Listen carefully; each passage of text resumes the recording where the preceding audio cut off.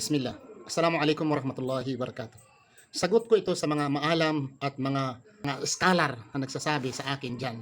Mga scholar siguro yun. Na nagsasabi, iwanan mo yung politika, ustad. Huwag kang mag-discuss sa politika. Huwag kang makisawsaw sa politika. Dahil sa pangyayari ngayon sa ating political system dito sa Pilipinas ay lalo na sa Senado, gulong-gulo na. At palibot ng administration din natin ay mga malitagangs. Itong sistema natin, government natin, tatahimik na lahat. Ang mga malaking rangko sa ating pamahalaan, tumatahimik tungkol sa mga malita, corruption, scandal, dahil baka nabusog din sila, nakakain din sila sa malita. So yan ang dinidiscuss ko. May mga Muslim ho nga nag-comment nga, huwag makisaw sa ustad, dakwa lang, ganito, okay. Ilang bisis ko na ito sinagot, ngayon sasagutin ko naman. Brother, huwag kayong makisawsaw sa politika. Para bang huwag kang magtanim sa buto ng politika. Pero anong ginawa ninyo, brother? Umaani kayo sa bunga ng politika. Kalsada. Bakit nagkakaroon tayo ng kalsada sa lugar natin? Dahil sa politika. Nagbayad ba ikaw ng 1 centavo? Of course, sa tax natin dyan. Pero by the will of the politician, nagkakaroon ka ng kalsada. Pero sa mga corrupt na mga politician, governor diyan, or barangay captain, or house of representative na in charge sa inyong lugar, walang kalsada dahil binulsa nila. Pero kung mayroon kayong kalsada, yan ang kalsada, brother, ay bunga yan sa politika. Mga state universities, mga government hospital, government school, etc., bombero, etc., bunga ito ng politika.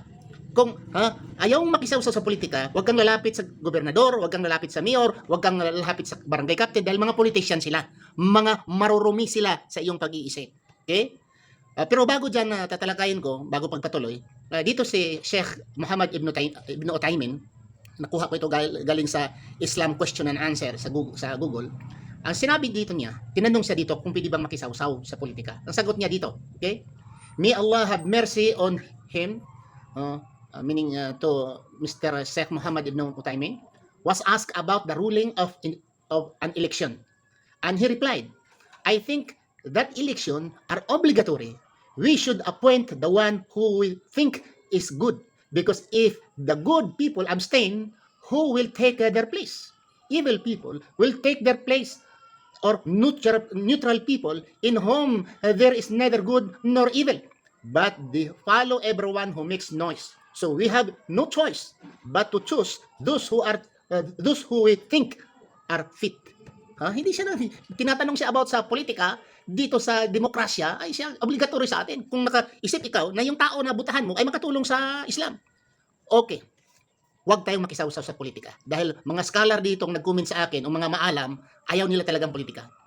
Ngayon, tatanungin ko kayo. Diyan sa lugar sa mga Muslim barangay, diyan plugin din sa Lanao del Sur o sa Lanao del Norte, yung mga Muslim barangay diyan. Particularly sa mga Maranao barangay diyan sa Lanao. Payag kayo ang barangay captain ninyo, kafir, Christian? Mga tanod ninyo, Christian.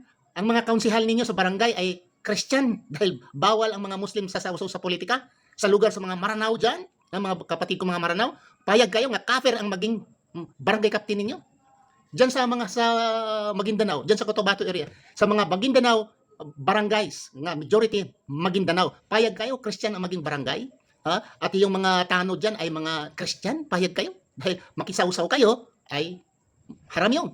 Ayon sa mga nag-comment sa akin dahil politika marumi diyan sa mga tausog lugar sa mga diyan sa mga tausog diyan sa Hulo, diyan sa mga barangay diyan sa Tawi-Tawi, mga barangay diyan sa Basilan, ng mga Muslim area. Payag kayo ang barangay captain ay mga kafir dahil ang mga Muslim bawal dahil marumi ang politika sa Pilipinas. Papayag kayo na mga barangay captain ninyo at mga mayor ninyo diyan sa mga Muslim area ay kafir, ang mayor kafir, ang barangay captain kafir dahil bawal makisawsaw ang mga Muslim. Mga kapatid, mag-isip tayo, palaki-lakihin natin ang ating isip. Ano bang sinasabi ng Islam? Sabi niya, kulil hak walaw ka lamuran. Walaw ka namuran. Magsasalita ka kahit ito ay masakit sa iyong sarili. Tell the truth. Tapos ayaw mo magsasalita ng dahil sa mga politika. Bakit ba? Dito ngayon, kumukuha ka ng passport. Dahil sa politika yan, di ba? Bunga yan ng mga politicians, di ba?